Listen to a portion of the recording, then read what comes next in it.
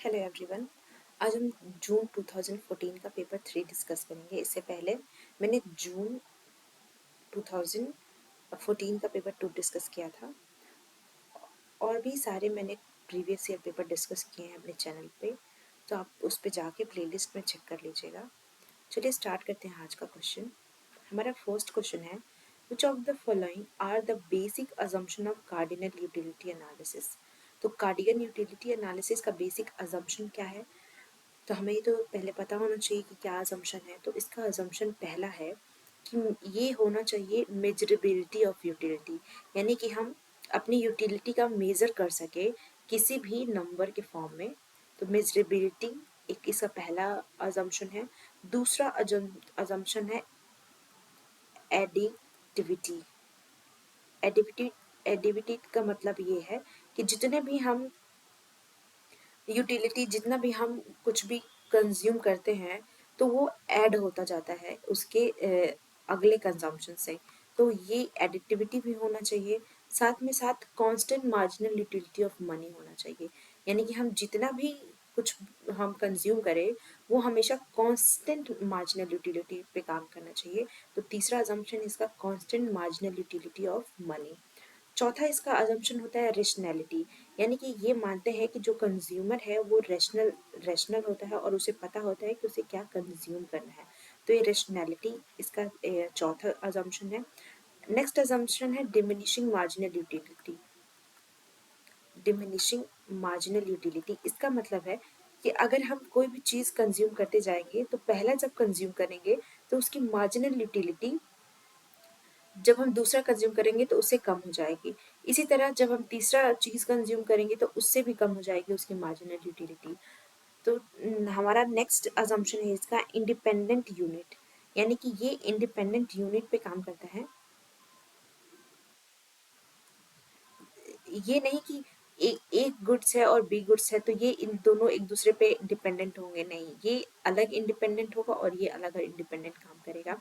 और लास्ट है कंपेरेबिलिटी, यानी कि हम कंपेयर इसमें नहीं कर सकते हैं दो गुड्स का या दो कोई भी चीज़। अगर कोई पर्सन कंज्यूम कर रहा है, अगर दो अलग अलग चीज़ कर रहा है तो उसमें हम कंपैरिजन नहीं कर सकते हैं। इसीलिए कंपेरेबिलिटी एक इसका अजम्पशन है। तो हम यहाँ पे क्वेश्चन में हमारा assumption utility is a measurable and quantifiable entity. तो यस, कि हमारा पहला अजम्पशन हमने पढ़ा marginal utility of money changes with change in real income.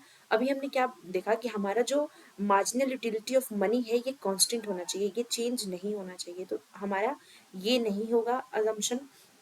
Next assumption है हमारा utility derive from various goods are interdependent. तो नो, अभी हमने देखा कि इंडिपेंडेंट होना चाहिए, इंटरडिपेंडेंट नहीं होना चाहिए गुड्स, तो ये भी गलत है। नेक्स्ट है the use of introspective method in judging the behaviour of marginal utility. तो यस, ये कंपेरेबिलिटी के ही टर्म्स में है कि ये इंट्रोस्पेक्टिव मेथड का यूज करते हैं रेशनल, क्योंकि कंज्यूमर रेशनल होता है। तो हमारा first and fourth is the assumption of cardinal utility analysis। तो ऑप्शन नंबर सी हमारा करेक्ट होगा। नेक्स्ट क्वेश्चन है एंजल कर्व से रिलेटेड। तो एंजल कर्व उसे कहते हैं कि जब भी हमारा इनकम बढ़ता है तो हमारा जो कंजम्पशन है, हमारा इनकम का पोर्शन है, हम उसको फूड पे ज़्यादा खर्चा ना करके हम लग्जरी गुड्स पे ज़्यादा खर्चा करते हैं। तो फूड पे ना करके हम लग्जरी गुड पे करते हैं, उसी को बोलते हैं एंजल कर्व, जिसको एंजल नाम के इकोनॉमिस्ट ने दिया था। अब देखेंगे कि various amount of a goods which a consumer would be willing to purchase at a various price level. क्या अलग अलग प्राइस लेवल पे कंज्यूमर परचेज करता है? तो नो, ये किसके बीच में रिलेशनशिप को दिखाता है? Input, income and commodity. तो ये दो चीज़ों के बीच में दिखाता है अपना रिलेशनशिप को। तो various amount of goods which a consumer will willing to purchase at a various income level. तो येस, हमारा बी ऑप्शन यहाँ पे करेक्ट हो जाएगा। इनकम लेवल भी की बात करते हैं यहाँ पे हम। नेक्स्ट क्वेश्चन है हमारा, a producer is said to be operating with excess capacity. तो प्रोड्यूसर कब एक्सेस कैपेसिटी में ऑपरेट करता है? तो एक्सेस कैपेसिटी का एक यहाँ पे सिनेरियो हम देख सकते हैं कि हमने यहाँ पे ये हमारा एवरेज कॉस्ट है और ये एवरेज रेवेन्यू है और ये हमारा मार्जिनल रेवेन्यू है। अब हमारा ये एवरेज कॉस्ट, ये नीचे से इन दोनों को कट करते हुए सॉरी मार्जिनल कॉस्ट जाता है, और ऐसे हमारा ये तो ये गड़बड़ बन रहा है तो आप उस पर ध्यान मत दीजिएगा। ये हमारा एवरेज कॉस्ट है। तो अगर हम नॉर्मली देखें तो हमारा यहाँ पे जहाँ marginal cost M R M C M R एक दूसरे को कट कर रहे हैं, यहाँ पे हमारा ये इक्विलिब्रियम लेवल है। इक्विलिब्रियम लेवल पे हमारे हमारे इस इक्विलिब्रियम लेवल पे ये प्राइस लेवल इतना था और आउटपुट इतना था, लेकिन हमारा जो जहाँ पे एवरेज का कॉस्ट सबसे मिनिमम होता है, वहाँ पे हम सबसे ज़्यादा चीज़ों को अच्छी तरीके से प्रोड्यूस कर सकते हैं। तो ये दोनों के बीच का जो अंतर है, ये दोनों के बीच के अंतर को ही हम एक्सेस कैपेसिटी कहते हैं, जहाँ पे हम रिसोर्सेज का फुल यूटिलाइजेशन नहीं कर पाते हैं। तो ये है एक्सेस कैपेसिटी। तो एक्सेस कैपेसिटी में हम रिसोर्सेज का फुल यूटिलाइजेशन नहीं कर पाते हैं, और एक्सेस कैपेसिटी डिफाइन करता है, ये हमेशा जो है स्मॉलर देन होता है मिनिमम एवरेज टोटल कॉस्ट के, यानी एवरेज टोटल कॉस्ट के यहाँ पे हमेशा कम ही हम कोई भी चीज़ प्रोड्यूस कर लेते हैं, पूरे रिसोर्सेज का यूज़ नहीं करते हैं। तो हमारा ऑप्शन यहाँ पे डी है कि when he produces an output smaller than a given minimum average total cost. ये मिनिमम एवरेज टोटल कॉस्ट से पहले ही यहाँ इक्विलिब्रियम फॉर्म हो जा रहा है, जहाँ पे प्रोडक्शन हो रहा है और ये इतने रिसोर्सेज को हम यूटिलाइज नहीं कर पा रहे हैं, इसी को बोलते हैं एक्सेस कैपेसिटी, जो कि यहाँ पे बन रही है। तो हमारा ऑप्शन डी करेक्ट हो जाएगा। नेक्स्ट हमारा क्वेश्चन है assertion and reasoning से related. Harvey Levenstein asserted that marginal conditions required for economic efficiency are not usually satisfied in a practice. तो हार्वे लेविनस्टीन ने अपनी एक थ्योरी दी थी एक्स इनएफिशिएंसी के नाम से, जिसमें उन्होंने ये डिस्कस किया था कि फर्म है वो कभी भी फुल यूटिलाइज नहीं करता है रिसोर्सेज का अपना, क्योंकि इसके पीछे बहुत सारे फैक्टर इसका कारण होते हैं, जैसे कि कंपटीशन का कम होना, बहुत सारा पुअर मैनेजमेंट होना चीज़ों का। तो इस वजह से वो इफ़िशियंसी नहीं मिल पाती है, इकोनॉमिक इफ़िशियंसी वो नहीं फॉर्म कर पाते हैं, प्रैक्टिस में नहीं ला पाते हैं, क्योंकि बहुत सारे इनएफिशिएंट फैक्टर्स हैं जो इकोनॉमी में काम करते हैं। और इनएफिशिएंट फैक्टर जैसे कि behavioural factor, market imperfection, principal agent problem, ये सारे हमारे इकोनॉमिक इफ़िशियंसी में बाधा पैदा करते हैं।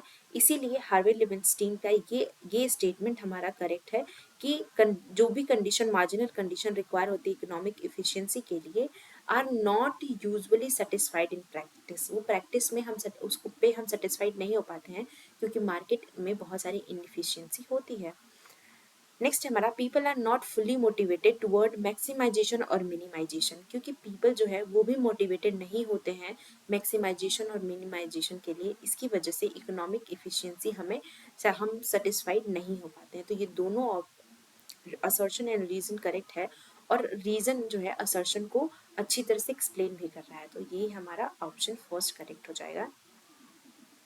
नेक्स्ट क्वेश्चन है हमारा a graphical illustrations used to explain efficiency conditions and demonstrate how the allocation of some goods and resources can be improved through exchange is called।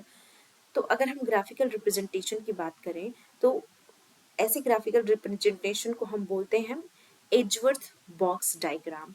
ये हमेशा ये इफिशियंसी की बात करता है, इफिशियंसी कंडीशन को दिखाता है कि कैसे गुड्स और रिसोर्सेज का हम इम्प्रूव कर रहे हैं एक्सचेंज के थ्रू। तो एजवर्थ बाउले बॉक्स आपने देखा भी होगा कि ऐसे बहुत सारे कॉन्ट्रैक्ट कर ऐसे होते हैं ए एंड बी का, और ये दूसरे से ये मैच होते हैं। इस तरह से हमारा एजवर्थ बाउले बॉक्स काम करता है। तो हमारा ऑप्शन सी यहाँ पे करेक्ट होगा। यहाँ में मैच तो फॉलोइंग करनी है, डबल क्राइटेरिया हिक और डबल कैल्डोर हिग्स टेस्ट। तो डबल कैल्डोर हिग्स टेस्ट ये सीटोवस्की ने किया था। ये वेलफेयर इकोनॉमिक से रिलेटेड है। दूसरा है कंपनसेशन प्रिंसिपल।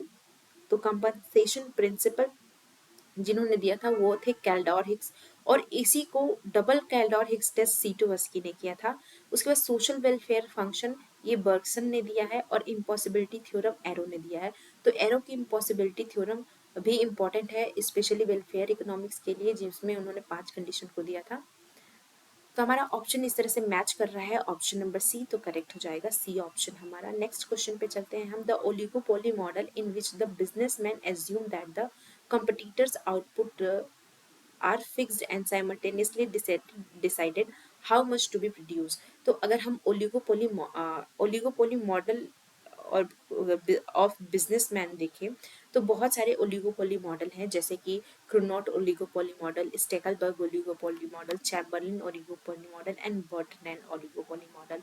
लेकिन हमें बताना है कि किसमें ये एज्यूम किया गया है कि कॉम्पिटिटर्स का आउटपुट फिक्स होता है और वो साइमल्टेनियसली डिसाइड कर सकते हैं कि कितना प्रोड्यूस करना है। तो ये सिर्फ और सिर्फ क्रोनॉट ओलिगोपोली मॉडल में होता है, जिसमें वो साइमल्टेनियसली डिसाइड कर पाते हैं। इनको हम साइमल्टेनियस क्वांटिटी सेटिंग मॉडल भी बोलते हैं, और क्रोनॉट ने अपना मॉडल 1838 में दिया था। इसमें ये एज्यूम करते हैं कि जो सारे फर्म हैं, यानी कि all firm make their output make the output decision at the same time and decision at the same time।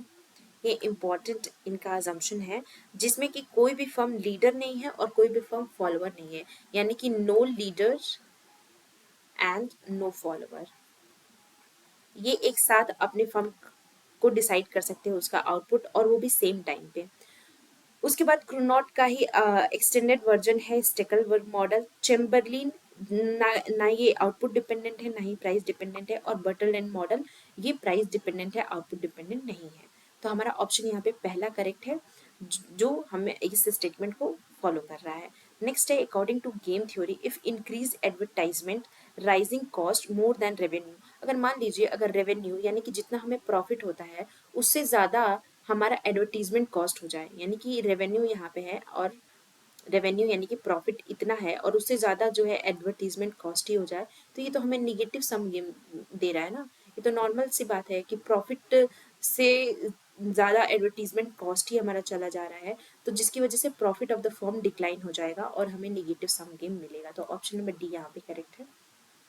Next है, एरो इम्पॉसिबिलिटी थ्योरम क्या इम्प्लाइज करती है। तो एरो इम्पॉसिबिलिटी थ्योरम एक चॉइस बेस्ड थ्योरम है वेलफेयर इकोनॉमिक्स का, जिसमें ये 1951 ने एरो ने अपना ये थ्योरम दिया था।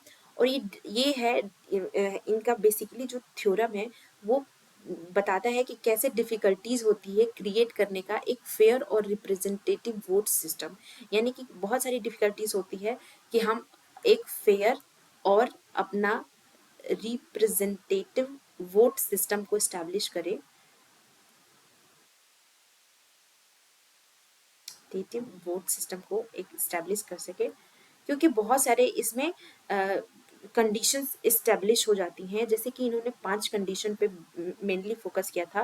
पहला जो कंडीशन है वो है अनरिस्ट्रिक्टेड डोमेन, यानी कि कोई भी रिस्ट्रिक्टेड नहीं है अपना चॉइस के लिए। जरूरी नहीं कि हमारा जो चॉइस है दूसरे का भी वो हमारे चॉइस पे वो डिपेंडेंट है। कोई भी डिक्टेटरशिप नहीं है, नॉन डिक्टेटरशिप।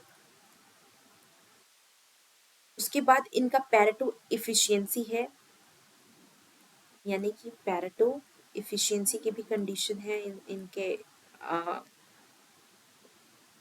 5 कंडीशन के अंतर्गत। उसके बाद इंडिपेंडेंस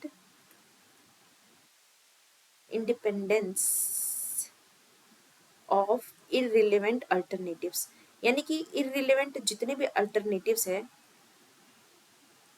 वो एक दूसरे से अल्टरनेटिव्स वो एक दूसरे से इंडिपेंडेंट है। उसके बाद जो इनका लास्ट है नॉन इम्पोजिशन, हम कोई भी चीज़ को इम्पोज नहीं कर सकते हैं, नॉन इम्पोजिशन। इसकी वजह से ये इम्पॉसिबिलिटी थ्योरम अराइज होती है, जिसमें हमारा जो चॉइस है वो एक हम किसी एक पॉसिबल चॉइस पे नहीं पहुंच पाते हैं। और अगर हम इसमें से अगर देखें कि any social decision rule should not violate the requirement of the rational choice, any social decision rule must violate at least one of the requirement of the rational choice। तो ये violate करता है, एक किसी ना किसी एक requirement को ही violate कर देता है, जिसकी वजह से error impossibility generate होती है। तो हमारा ऑप्शन नंबर बी यहाँ पे करेक्ट हो जाएगा कि किसी भी सामाजिक निर्णय नियम को बुद्धि संगत विकल्प की कम से कम एक अपेक्षा का उल्लंघन करना चाहिए, तब जाके ये 5 जो कंडीशन है इसमें से कोई ना कोई एक यहाँ पे हम वॉलेट कर ही देते हैं, जिसकी वजह से एरो इम्पॉसिबिलिटी थ्योरम जनरेट होती है। तो हमारा ऑप्शन बी यहाँ पे करेक्ट हो जाएगा। अब हम आते हैं बैंड वैगन इफेक्ट पे। तो बैंड वैगन या बैंड वैगन इफेक्ट क्या होता है? तो इस इफेक्ट को हम रेशनल रिलेटिव इनकम हाइपोथेसिस में पढ़ते हैं। रिलेटिव इनकम हाइपोथेसिस से रिलेटेड 4 हाइपोथेसिस बहुत फेमस है। Absolute income, permanent income, relative income and life cycle hypothesis. तो रिलेटिव इनकम हाइपोथेसिस ड्यूजनबेरी ने दिया है और उन्होंने ये बताया है कि कैसे हमारा जो कंजम्पशन होता है वो हमारे पास्ट एक्सपीरियंसेस पे बेस्ड होता है, और हम लोगों को देख के, बैंड वेगन इफेक्ट का मतलब होता है हम लोगों को देख के हम अपने एक्सपेंडिचर को करते हैं। हमारा कोई ऐसा मोटिव नहीं होता है कि हमें करना है, लेकिन हम एक दूसरे को देख के करते हैं। तो उस वो रिलेटिव इनकम हाइपोथेसिस में एक्सप्लेन किया है ड्यूजनबेरी द्वारा। तो ऑप्शन नंबर ए हमारा करेक्ट हो जाएगा। नेक्स्ट क्वेश्चन पे चलते हैं हम। हमें दिया हुआ है एक लाइफ साइकिल हाइपोथेसिस का, हमें ये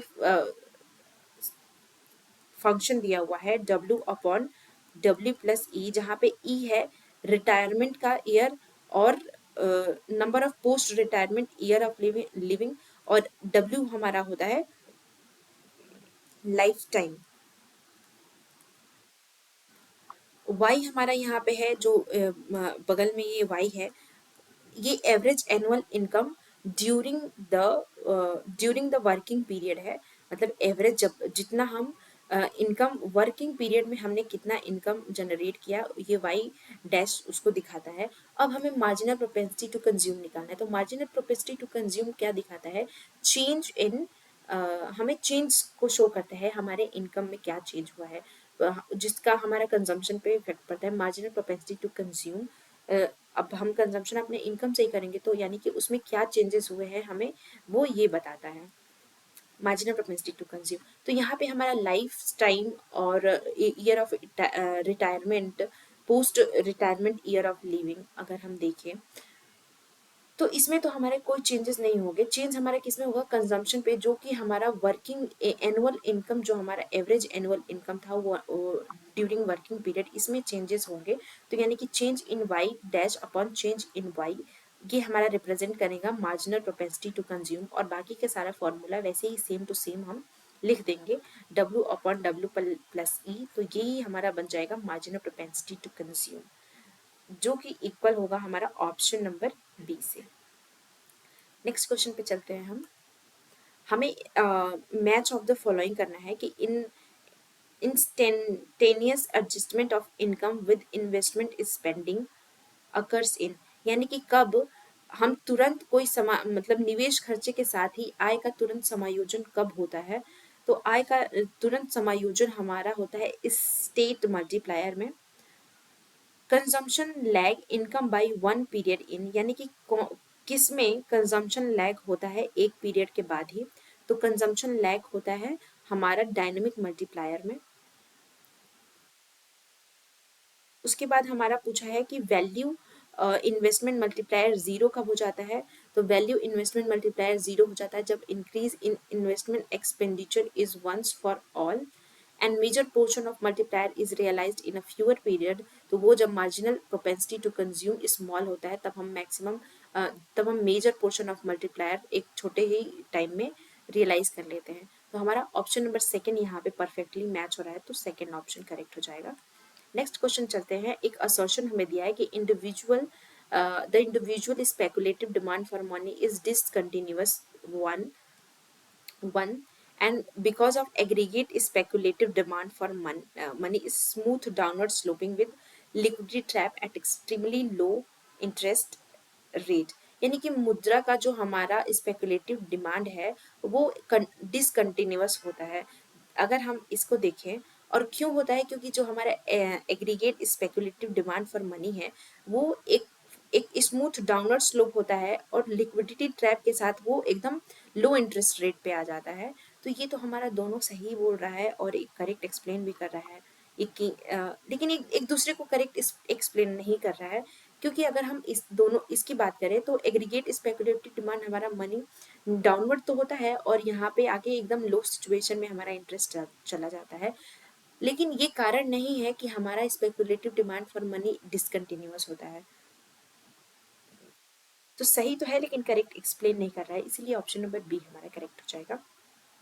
अब ट्रांजेक्शनल कॉस्ट को हम कौन से कॉस्ट कहते हैं? तो ट्रांजेक्शनल कॉस्ट को हम शू लेदर कॉस्ट भी कहते हैं, यानी कि लेन देन कॉस्ट को हम शू लेदर कॉस्ट भी कहते हैं। नेक्स्ट क्वेश्चन पे चलते हैं हम।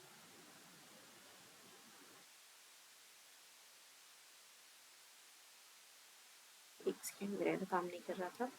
अब हमारा क्वेश्चन है, हमें सी दिया हुआ है, आई दिया हुआ है और हमें आई एस कर्व का फंक्शन निकालना है। तो अगर हम वाई इज इक्वल टू देखें तो सी प्लस आई होता है। तो सी प्लस आई हमें सी की वैल्यू दी हुई है और आई की वैल्यू दी है, तो हम इस पे यहाँ इसको सॉल्व करेंगे। मैं इसको यहाँ पे खाली जगह है, मैं यहाँ पे सॉल्व कर दे रही हूँ। तो y हमें दिया हुआ है, c की वैल्यू हमें 0.8 y दी है और प्लस करेंगे हम 102 माइनस 0.2 आई। बस इसी इक्वेशन को हमें सॉल्व कर देना है तो हमें आई एस का इक्वेशन मिल जाएगा। अब हम क्या करेंगे, 0.y है, यहाँ भी y है, तो हम इसको इधर ट्रांसफर कर देंगे। तो 0.8y is equal to 102 minus 0.2 I हो जाएगा। इसको माइनस करेंगे तो यहाँ पे आ गया 0.2y और ये ऐसे का ऐसे ही यहाँ पे लिख देंगे हम। अब हम इसको y को इधर ही रखेंगे और इसको इधर भेजेंगे तो ये दोनों यहाँ पे डिवीजन के उसमें चला जाएगा 0.2 आई। अब इससे तो ये कैंसिल आउट हो गया, इसको हम सॉल्व करेंगे तो ये पॉइंट यहाँ से हटेगा तो यहाँ पे एक जीरो बढ़ जाएगा और इसको 2 से अब अगर हम सॉल्व करेंगे तो 510 टाइम्स में ही जाएगा, तो ये बन जाएगा 510 और माइनस ये तो 1 ही होगा और आई। तो y का इक्वेशन हमारा आई एस इक्वेशन मिला है 510 माइनस आई और ये हमारा ऑप्शन नंबर सी में मिल रहा है, तो हमारा ऑप्शन सी करेक्ट हो जाएगा। अब हमें बताना है कि प्राइस एक्सपेक्टेशन आर स्टैटिक किस में था, कौन से कर्व में था ये, जिसने स्टैटिक एक्सपेक्टेशन पे बेस था, तो वो फिलिप कर्व है। कितनी बार मैंने आपको बताया है ये। प्राइस एक्सपेक्टेशन आर एडेप्टिव, ये है नैरो के केस में ये एडेप्टिव होता है। People do not make systematic errors, तो ये अज्यूम करते हैं रेशनल एक्सपेक्टेशन हाइपोथेसिस में कि पीपल है कोई भी सिस्टमैटिक एरर नहीं करता है क्योंकि उसको मार्केट के बारे में ऑलरेडी पता होता है। और deviation of output from natural rate of natural rate is inversely related to the deviation of output rate from the natural level. तो ये दिया है ओकुन्स लॉ ने, जो कि अनएम्प्लॉयमेंट और जीडीपी में रिलेशन को बताते हैं। हमारा मैच ऑफ द फॉलोइंग ए यहाँ पे परफेक्टली मैच हो रहा है, तो ऑप्शन ए करेक्ट हो जाएगा। नेक्स्ट क्वेश्चन पे चलते हैं। हमें यहाँ पे given the increment in aggregate demand, हमें एग्रीगेट डिमांड दिया हुआ है और एग्रीगेट सप्लाई भी दी हुई है इक्वेशन के फॉर्म में। अगर इंक्रीमेंट होता है सप्लाई ऑफ इनपुट जो कि रिप्रेजेंट किया गया है इससे। अब हमें बताना है कि when marginal propensity to consume, यहाँ पे delta I upon delta T और delta K upon delta T changes होते हैं, यानी कि इन्वेस्टमेंट और capital stock respectively per unit time, then capacity creating effort of Domar effect of investment following goods market equilibrium is equal to. तो अगर हम Domar की बात करें तो उन्होंने जो सप्लाई साइड का इक्वेशन दिया था, सप्लाई साइड का इक्वेशन उनका था y is equal to alpha K, और डिमांड साइड का इक्वेशन उनका था y is equal to I by ये सिग्मा, ये सिग्मा है। अब यहाँ पे i क्या है, तो i है नेट इन्वेस्टमेंट, यहाँ पे k डिफाइन करता है रियल कैपिटल को, और यहाँ पे ये सिग्मा बताता है प्रोडक्टिविटी,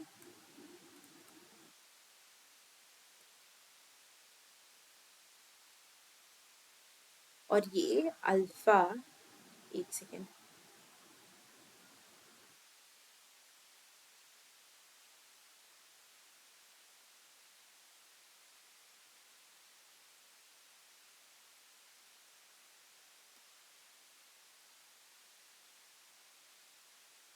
ये ऐसे है। तो वो यहाँ पे अगर आई जाएगा इधर, वाई वाई कैंसिल आउट हो जाएगा, तो I is equal to R alpha K, yes. और यहाँ पे ये सिग्मा है, सिग्मा, और ये अल्फा, ये है M P S, marginal propensity to save. अब ये इक्विलिब्रियम पोजीशन में आएंगे तो आई हमारा बन जाएगा, ये कंडीशन होगा स्टडी स्टेट का। अगर मान लीजिए हम इन दोनों को वाई अपॉन ये अल्फा और ये सिग्मा की करते हैं, तो आई की वैल्यू क्या हो जाएगी, ये होगी, ये steady state of equilibrium condition को शो कर रहा है, जिसमें ये इधर ये तो स्टडी स्टेट हो गया। अब इसके बाद हम अगर delta Y upon Y change की बात करें, तो ये अल्फा एंड ये सिग्मा, जिसमें ये हमारा प्रोडक्टिव कैपेसिटी को बताता है, ये प्रोडक्टिव कैपेसिटी है, और ये हमारे एम पी एस को बताता है, मार्जिनल प्रोपेंसिटी टू सेव। अगर हम इसी तरह से ये दोनों डिमांड और सप्लाई के इक्वेशन को एक दूसरे के इक्वल कर दें, तो पहला है हमारा 1/1 माइनस एम पी सी, जो डिमांड का इक्वेशन है। अगर हम सप्लाई के इक्वेशन इससे इक्वल कर दें और हम एक इसको उधर लेके जाएंगे, तो ये क्या बन जाएगा, ये 1 - MP C, और यही हमारा होगा इक्विलिब्रियम कंडीशन, और डोमर का y के इक्वल होगा ये। तो हमारा कौन से ऑप्शन में ये इक्वेशन मिल रहा है, तो ये इक्वेशन हमें ऑप्शन नंबर 1 में मिल रहा है, तो हमारा ऑप्शन ए करेक्ट हो जाएगा। नेक्स्ट क्वेश्चन कंडीशन है when the aggregate supply schedule is positively sloped, यानी कि हमारा aggregate supply schedule positively sloped है और कंटिन्यूअस इंक्रीज भी हो रहा है नॉमिनल मनी सप्लाई। तो अगर नॉमिनल मनी सप्लाई यहाँ पे इंक्रीज होगा तो इस तरह से हमारा कुछ इक्वेशन मिलेगा, यानी कि आउटपुट और ये प्राइस। तो जैसे जैसे प्राइस बढ़ेगा वैसे वैसे आउटपुट बढ़ेगा। तो इससे क्या होगा, प्राइस और आउटपुट के बढ़ने से रियल हमारा रियल आउटपुट में बढ़ेगा। तो देख लेते हैं क्या बोल रहा है कि no changes in a price level proportionate increase in real output. तो प्राइस लेवल अगर आउटपुट बढ़ेगा तो प्राइस भी बढ़ेगा। No changes in real output proportionate change in price level, ये भी गलत है। An increase in price level and real output, तो दोनों इंक्रीज हो रहा है यहाँ पे, तो इसलिए हमारा ऑप्शन सी करेक्ट हो जाएगा और बाकी ये गलत हो जाएगा। नेक्स्ट है गोल्डन एज पर John Robinson where delta n is growth rate of population and delta k is a growth rate of capital। तो गोल्डन एज तब होता है कि जब हमारा गोल्डन एज एक तो वेज एंड प्रॉफिट के बीच के रिलेशन को बताता है, ये भी ध्यान रखिएगा, ये भी क्वेश्चन आ चुका है। और ये गोल्डन एज तब होगा जब हमारा growth rate of population delta K upon N is equal to growth rate of capital equal हो गए दोनों, तब हमारा गोल्डन एज ऑफ इक्विलिब्रियम आएगा। और ये वेज और प्रॉफिट रिलेशनशिप को इन्होंने डेवलपिंग कंट्री के लिए दिया था, तो हमारा ऑप्शन फर्स्ट करेक्ट हो जाएगा। नेक्स्ट क्वेश्चन अब हम देख लेते हैं कि technical changes is a neutral if marginal productivity of capital upon marginal productivity of labour remain unchanged at a constant rate. तो ये देखिए, हेरड, हिक्स, सोलो और कैल्डॉर ने तो टेक्निकल चेंज की बात नहीं की है, लेकिन अलग अलग न्यूट्रल और लेबर आर्गुमेंटिंग, कैपिटल आर्गुमेंटिंग, ये तीनों लोगों ने दिया है। अगर हम कांस्टेंट टेक्निकल चेंज की बात करें तो हिक्स ने अपने उसमें दिया है कांस्टेंट टेक्निकल चेंज की बात करते हैं, ये कांस्टेंट की बात करते हैं, और हेरड जो है ये लेबर आर्गुमेंटिंग की बात करते हैं, और ये सोलो ये कैपिटल आर्गुमेंटिंग की बात करते हैं। तो ये तीनों लोगों का मैंने आपको यहाँ पे बात कर दिया।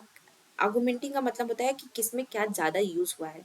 तो हेरड के मॉडल में लेबर का यूज़ ज़्यादा हुआ है और सोलो के मॉडल में कैपिटल का यूज़ ज़्यादा हुआ है, और जहाँ हिक्स के मॉडल में ये दोनों चीज़ें कांस्टेंट हैं। तो हमारा ऑप्शन यहाँ पे हिक्स करेक्ट होगा क्योंकि हमें कांस्टेंट पूछा था। अब हमें बताना है concept of disembodied technical changes किससे एसोसिएटेड है। तो टेक्निकल चेंज के दो कंसेप्ट है, disembodied technical change and embodied technical change. Embodied technical change किसी भी प्रोडक्ट को प्रोड्यूस करने के लिए नए नए इंस्ट्रूमेंट का यूज करता है, जबकि डिसएम्बॉडीड टेक्निकल चेंजेस में उसी पुराने इंस्ट्रूमेंट को हम नए तरीके से यूज करते हैं। तो ये दो अंतर है एम्बॉडीड टेक्निकल चेंज और डिसएम्बॉडीड टेक्निकल चेंज।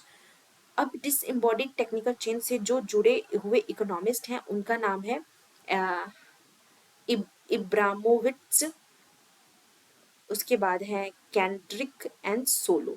तो ये तीन हैं जो embody disembody technical chain से जुड़े हैं। कैल्डोर यहाँ पे नहीं होंगे, तो हमारा ऑप्शन सी करेक्ट हो जाएगा। अब हमें बताना है जॉन रॉबिन्सन ग्रोथ मॉडल कैसे डील करता है। तो ये डिजायर ग्रोथ रेट से और पॉसिबल ग्रोथ रेट से डील करता है, जबकि नेचुरल और वारंटेड ग्रोथ रेट से डील करने के लिए हैरट का मॉडल ऑलरेडी है। हैरट का मॉडल है इसमें। तो हमारा ऑप्शन नंबर फर्स्ट और सेकंड करेक्ट होगा, तो ऑप्शन सी करेक्ट हो जाएगा हमारा यहाँ पे। नेक्स्ट क्वेश्चन है हमारा, असर्शन है to Marx it is surplus labour that lead to a capital accumulation. तो कार्ल मार्क्स के हिसाब से जो सरप्लस लेबर है वही कैपिटल एक्यूमुलेशन को एक्यूमुलेशन करता है। सरप्लस लेबर ही कैपिटल एक्यूमुलेट करता है। इसमें रीजन दिया है, the difference between actual labour and substances labour that a labour puts in which the receive nothing in a surplus labour. यानी कि जो वास्तविक श्रम है और निर्वाह के लिए जो श्रम है, जिनके लिए मजदूरों को कुछ नहीं मिलता है, कि बीच के अंतर की अतिरिक्त श्रम है, तो सरप्लस लेबर उसी को बोलते हैं जो एक्चुअल लेबर और सब्सटेंसेस लेबर के बीच के डिफरेंसेस को बताता है। तो इस तरह से ये दोनों हमारा करेक्ट है। यहाँ पे एक्सप्लेन एक दूसरे को कोई नहीं कर रहा है, इसीलिए हमारा सी ऑप्शन करेक्ट हो जाएगा। नेक्स्ट क्वेश्चन हमें बताना है, हमें इनको अरेंज करना है स्ट्रक्चरल डेवलपमेंट प्रोसेस में, सिक्वेंशियल ऑर्डर में। तो स्ट्रक्चरल डेवलपमेंट प्रोसेस का सबसे पहला चरण होता है कि वो डिस्ट्रीब्यूशनल प्रोसेस होना चाहिए। अगर कोई भी संरचनात्मक विकास की प्रक्रिया में वितरण प्रणाली सबसे पहले आती है, तभी तो हम संरचनात्मक विकास कर पाएंगे। उसके बाद एक्यूमुलेट करना, संचय की प्रक्रिया आती है, यानी कि सबसे पहले डिस्ट्रीब्यूशन की प्रक्रिया, फिर संचय की प्रक्रिया, और फिर रिसोर्स को कैसे एलोकेट किया जाए उसकी प्रक्रिया आती है, और सबसे लास्ट में डेमोग्राफिक प्रोसेस, यानी किस तरह से जनांकीय प्रक्रियाएं हो रही हैं, वो हमारा सबसे चौथा स्टेज है स्ट्रक्चरल डेवलपमेंट प्रोसेस का। तो हमारा सी ऑप्शन एकदम करेक्ट हो जाएगा। नेक्स्ट है हमारा, हमें मैच ऑफ द फॉलोइंग करनी है। अगर मार्जिनल प्रोडक्टिविटी ऑफ लेबर 0 है, अगर ओवर पॉपुलेटेड इकोनॉमी है, तो उसको किसने दिया था। यहाँ यानी कि इसमें इसका कहना है कि यहाँ पे बहुत ज़्यादा सप्लाई ऑफ लेबर हो जाएगा अगर ओवर पॉपुलेटेड इकोनॉमी हो और मार्जिनल प्रोडक्टिविटी ऑफ लेबर 0 हो गई। यानी कि सरप्लस लेबर की बात लेविस ने ही अपने मॉडल में किया था, अनलिमिटेड सप्लाई ऑफ लेबर के इनकी थ्योरी का भी नाम है unlimited supply of labour. Two gap model, ये होलिस एंड चिनरिन दिया है। क्रिटिकल ग्रोथ रेट, ये क्रिटिकल ग्रोथ रेट हमें मीड ने दिया है, और बैकवॉश इफेक्ट गुडनार्ड मिडल ने दिया है। तो हमारा ऑप्शन नंबर सेकंड यहाँ पे एकदम परफेक्टली मैच हो रहा है कोड से, तो सेकंड हमारा करेक्ट आंसर हो जाएगा। नेक्स्ट है लर्निंग बाय डूइंग, ये एंडोजेनस ग्रोथ थ्योरम का ये थ्योरी है, लर्निंग बाय डूइंग, जिसको केनेथ एरन ने दिया है। बायस्ड टेक्नोलॉजिकल प्रोग्रेस, इसको दिया है जॉन रॉबिन्सन ने। Coefficient of sensitivity of income distribution, इसको इसको दिया है कैल्डोर ने। और डेमोग्राफी का जो स्टेज है पॉपुलेशन का, इसको कार्ल सैक ने दिया है। और एक 5 स्टेज है, इसको सीपी ब्लैकर ने दिया है, वो भी पॉपुलेशन ग्रोथ की। तो इस तरह से 3, 4 और 5 तरह के स्टेजेस को डिफाइन किया गया है पॉपुलेशन ग्रोथ में। 5 स्टेज को सीपी ब्लैकर ने दिया है, 4th स्टेज को कार्ल सैक ने दिया है। इस सैक है, तो हमारा ऑप्शन इस तरह से मैच कर रहा है, ऑप्शन नंबर 1, तो 1 हमारा करेक्ट ऑप्शन हो जाएगा। नेक्स्ट हम चलते हैं, असर्शन हमारा है Solow model is a major improvement over Harrod Domar model. तो yes, this is correct, Solow model Harrod Domar model का ही इंप्रूवमेंट था। Solow built a model in a long run growth without the assumption of fixed proportion in a production, क्योंकि ये diminishing returns of scale के ऊपर इन्होंने अपना model दिया था हेराडोमर पे। और इनके मॉडल में टेक्नोलॉजिकल एडवांसमेंट, यानी कि जो टेक्नोलॉजी है ये ज़्यादा रोल प्ले करती है किसी भी ग्रोथ के लिए, ना कि लेबर और कैपिटल। तो ये ज़्यादा मेन इम्पॉर्टेंट इनका यही था। तो दोनों हमारा करेक्ट है, एक्सर्शन भी और रीजन भी। अब concentration effect explain in a peacock Wiseman hypothesis, वो क्या बताता है।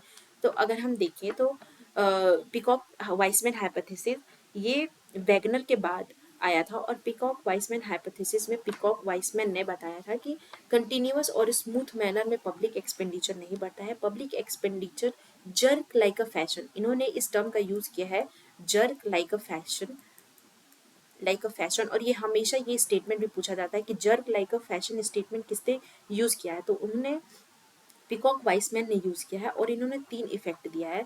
3 इफेक्ट में सबसे पहला इफेक्ट है डिस्प्लेसमेंट इफेक्ट, दूसरा इफेक्ट है इंस्पेक्शन इफेक्ट, ये पब्लिक एक्सपेंडिचर के इफेक्ट्स हैं, इंस्पेक्शन इफेक्ट, और लास्ट वाला है कंसंट्रेशन इफेक्ट। अब डिस्प्लेसमेंट इफेक्ट क्या कहता है कि जैसे जैसे टैक्स और एक्सपेंडिचर बढ़ाए जाएंगे तो लोगों को अगर टैक्सेस बढ़ते हैं और बहुत ज़्यादा उस तरह से एक्सपेंडिचर भी बढ़ रहा है तो लोग टैक्स देने में आनाकानी नहीं करेंगे और जो हमारा पुराना टैक्स बेस है वो अब नए उसमें शिफ्ट हो जाएगा।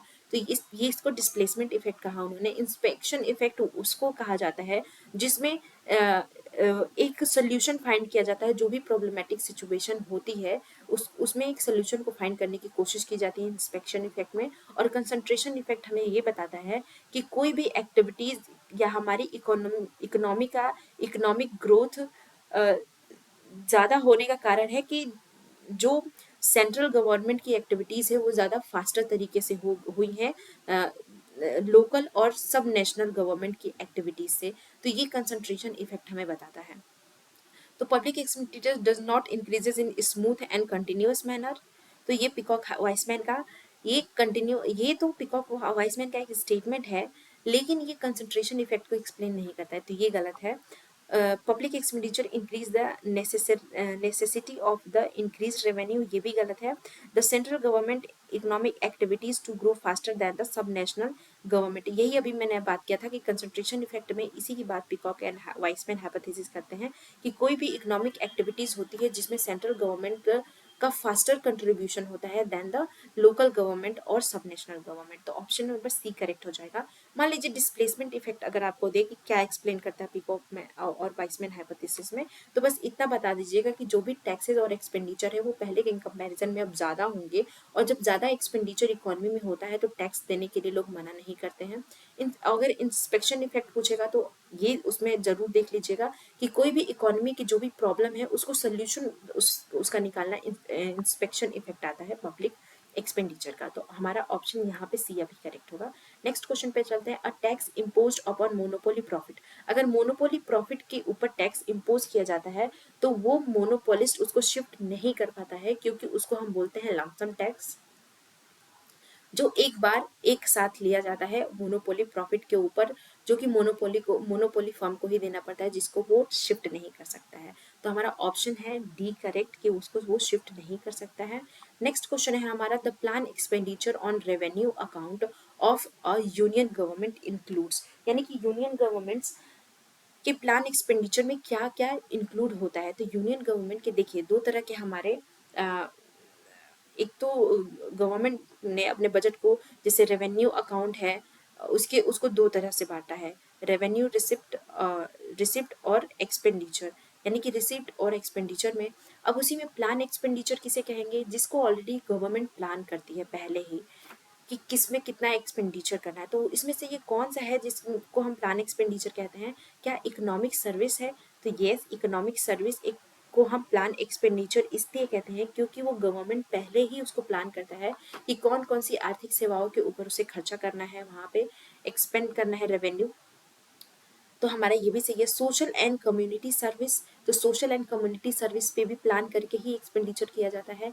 ग्रांट्स इन एड या स्टेट और यूनियन टेरिटरीज, तो यूनियन टेरिटरीज या स्टेट को कितने ग्रांट्स देने हैं इसका भी प्लान एक्सपेंडिचर किया जाता है। लेकिन लोन्स और एडवांसेस पब्लिक इंटरप्राइजेस से कोई ऋण की बात हो रही है तो ये पहले से प्लान नहीं होता कि हमें इतना ऋण लेना ही है।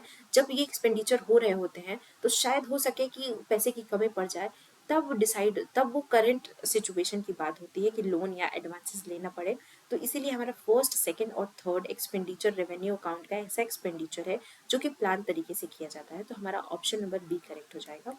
नेक्स्ट क्वेश्चन है हमारा debt obligation of government of India. तो डेथ ऑब्लिगेशन हम उसे कहते हैं जिसमें गवर्नमेंट ऑफ इंडिया की लाइबिलिटीज बनती है, अलग अलग debt obligation government of India की होती है, जैसे इंटरनल डेट। अब मान लीजिए किसी भी इकोनॉमी को रन करने के लिए एक्सपेंडिचर करने की जरूरत पड़ती है, और कहीं ना कहीं से गवर्नमेंट बोरो करती है उस एक्सपेंडिचर को फाइनेंस करने के लिए। तो जहां जहां से वो बोरोइंग करती है उसकी ये लाइबिलिटी बनती है कि उसको चुकाना ही चुकाना है। तो हमें बताना है कि इसमें से कौन सा ऐसा ऑप्शन है जिसमें गवर्नमेंट की ये ऑब्लिगेशन है, यानी कि उसकी लाइबिलिटीज बनती है गवर्नमेंट की कि ये दे होता है। तो दो तरीके की बोरोइंग गवर्नमेंट करती है, एक तो इंटरनल बोरोइंग और एक करती है एक्सटर्नल बोरोइंग। और ये दोनों तरीके की बोरोइंग गवर्नमेंट के ऊपर लायबिलिटी जनरेट करती है, यानी कि उसको देना ही देना है कभी ना कभी। तो इंटरनल बोरोइंग में क्या क्या आता है, इसमें आता है गवर्नमेंट सिक्योरिटीज, इसके साथ साथ इसमें आता है मार्केट स्टेबलाइजेशन या स्कीम। ये बॉन्ड है एक मार्केट स्टेबलाइजेशन स्कीम बॉन्ड, जिसके तहत वो बोरो करती है मनी गवर्नमेंट। इसके साथ साथ ट्रेजरी बिल्स भी इसका पार्ट होता है, और स्टेट डेवलपमेंट लोन्स भी इसके पार्ट है। State development loan, public provident fund, इसके थ्रू भी इंटरनल बोरोइंग गवर्नमेंट करती है। स्टेट प्रोविडेंट फंड के थ्रू भी करती है, स्मॉल सेविंग्स के थ्रू भी करती है, और रिजर्व फंड या डिपॉजिट के थ्रू भी करती है। अब एक्सटर्नल बोरोइंग जैसे आईएमएफ से या वर्ल्ड बैंक से कोई बोरोइंग किया, वो भी उसकी लाइबिलिटी होती है। साथ ही साथ कोई एक्सटर्नल कमर्शियल या फॉरेन बैंक से कोई बोरोइंग हुई, ये भी उसकी लाइबिलिटीज होती है। और ये सारे एक्सटर्नल बोरोइंग में आती है और ये इंटरनल बोरोइंग में आती है, और ये दोनों तरह की बोरोइंग गवर्नमेंट के लिए डेट ऑब्लिगेशन बन जाती है, यानी कि ऋण दायित्व का कार्यभार गवर्नमेंट के ऊपर होता है। तो हमारा option first, second and third. लेकिन कंसोलिडेटेड फंड ये तो गवर्नमेंट का अपना फंड है, तो ये इसका ऑब्लिगेशन का पार्ट नहीं होता है। बाकी फर्स्ट, सेकंड एंड थर्ड यानी ऑप्शन नंबर डी, हम first, second and third, option number B हमारा करेक्ट ऑप्शन होगा। नेक्स्ट है आइडेंटिफाई करना है क्रोनोलॉजिकल ऑर्डर को। तो committee on taxation of agricultural income, इसको 1972 में दिया गया था। उसके बाद आता है कैल्डोर। तो कैल्डोर का 1956 में इन्होंने बहुत सारे टैक्सेस प्रपोज किए थे। और इन task force of direct indirect taxes, तो ये 1991 में चिलिया कमेटी ने दिया था। और डायरेक्ट इंक्वायरी कमेटी 1971 में दिया गया था वांचो कमेटी के द्वारा। तो हमारा ऑप्शन नंबर इसके हिसाब से सेकंड मैच कर रहा है कि सबसे पहले सेकंड आएगा, उसके बाद फोर्थ, उसके बाद first, and then third last होगा। तो ऑप्शन बी हमारा करेक्ट हो जाएगा। नेक्स्ट क्वेश्चन है which of the following are the role of finance commission in India. तो फाइनेंस कमीशन में कौन सा इंडिया का रोल, फाइनेंस कमीशन का रोल है। तो फाइनेंस कमीशन क्या करती है, रिकमेंड करती है कि कैसे टैक्सेस का डिस्ट्रीब्यूशन होगा सेंट्रल और स्टेट में, दोनों के में। तो हमारा पहला ऑप्शन तो सही है, to recommend on the levying removing of reconstruction of tax. तो ये इसको ये मेंशन नहीं करती है कि कैसे कर लगाए या समाप्त करना है या पुनः संरचना, तो इसको ये रिकमेंड नहीं करती है finance commission. Finance commission grant article 275 के द्वारा, कॉन्स्टिट्यूशन के द्वारा ये अनुदान के अनुशंसा या रिकमेंडेशन करती है। तो ये भी हमारा करेक्ट है, ये आर्टिकल 282 के तहत नहीं करती है। तो हमारा ऑप्शन फर्स्ट और थर्ड सही है, तो ऑप्शन बी हमारा करेक्ट हो जाएगा। नेक्स्ट क्वेश्चन है under a manage floating exchange rate system the nation monetary authority intervene in the foreign exchange market. देखिए manage floating exchange rate system में ये कंपलसरी हो जाता है मॉनेटरी अथॉरिटी को उसमें अपना हस्तक्षेप करना, ताकि जो शॉर्ट रन की फ्लक्चुएशंस हैं, एक्सचेंज रेट में जो फ्लक्चुएशन बार बार हो रहे हैं शॉर्ट रन में, उसको अच्छे से उसको रोक सके, उसको उसको फिर से मैनेज कर सके। यही काम होता है मॉनेटरी अथॉरिटी का हस्तक्षेप करने का manage floating exchange rate system में। तो हम देख लेते हैं smooth out short run and long run fluctuation in exchange rate, तो यही हमारा सही हो जाएगा। एक सेकंड, नहीं, ये सिर्फ शॉर्ट रन के फ्लक्चुएशन को दूर करता है, लॉन्ग रन के नहीं, तो ये गलत है, ये ऑप्शन गलत है क्योंकि इसमें लॉन्ग रन भी बोला है। हम सिर्फ यहाँ पे ध्यान रखेंगे शॉर्ट रन के फ्लक्चुएशन को, यानी कि अल्पकाल के विनिमय दरों के उतार चढ़ाव को समाप्त करने का काम करता है। मॉनेटरी अथॉरिटी जब भी हस्तक्षेप करता है फॉरेन एक्सचेंज मार्केट में, to keep exchange rate fixed तो नहीं, smooth out short run fluctuation in exchange rate, तो ये हमारा करेक्ट ऑप्शन होगा। सिर्फ और सिर्फ शॉर्ट रन फ्लक्चुएशन की ये बात करता है। नेक्स्ट हमारा euro currency market is a part of larger global market known as euro dollar market. तो ये स्टेटमेंट बिल्कुल अपोजिट लिखा हुआ होता है। अब हम जानते हैं कि अब हम देख लेते हैं कि अपोजिट क्यों लिखा होता है। तो अभी मैं आपको बताऊंगी कि यूरो करेंसी मार्केट क्या होता है। अगर हम यूरो करेंसी मार्केट की बात करें तो यूरो करेंसी मार्केट ये रिफर्स करता है, यानी कि ये बताता है कि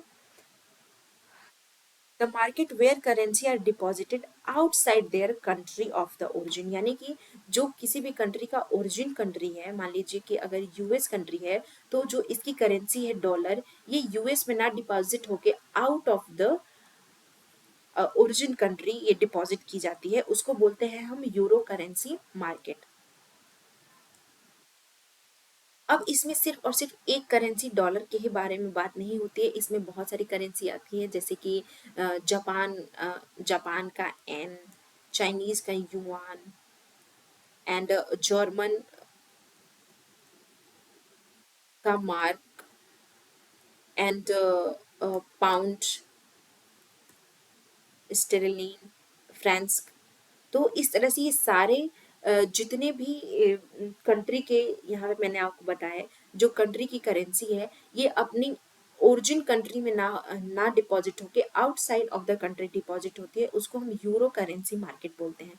लेकिन अगर हम जहाँ यूरो डॉलर की बात करें तो यूरो डॉलर मार्केट सिर्फ और सिर्फ यूरो डॉलर मार्केट सिर्फ और सिर्फ ये ऐसा मार्केट है जो कि यूएस के डॉलर को डिपॉजिट करता है किसी दूसरे बैंक में। यानी कि सिर्फ जो मैंने ऊपर यूरो करेंसी का डेफिनेशन बताया वही डेफिनेशन है, लेकिन सिर्फ और सिर्फ ये यूएस के डॉलर को डील करता है, इसीलिए इसको यूरो डॉलर मार्केट कहा जाता है।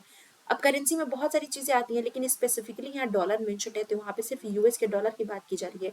तो ये बड़ा टर्म है और ये उसका पार्ट है। लेकिन आपसे पूछा था कि यूरो करेंसी पार्ट है यूरो डॉलर मार्केट का, तो इसीलिए ये इनकरेक्ट स्टेटमेंट है।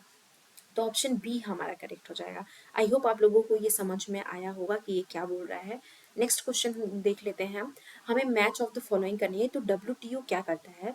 तो डब्ल्यूटीओ एक general forbidden the use of qualitative restriction in the trade, यानी कि सामान्यतः व्यापार में जो मात्रात्मक प्रतिबंधों के उपयोग को निषेध करता है कि व्यापार में किसी भी तरह का मात्रात्मक प्रतिबंध नहीं होगा। आईएमएफ क्या करता है?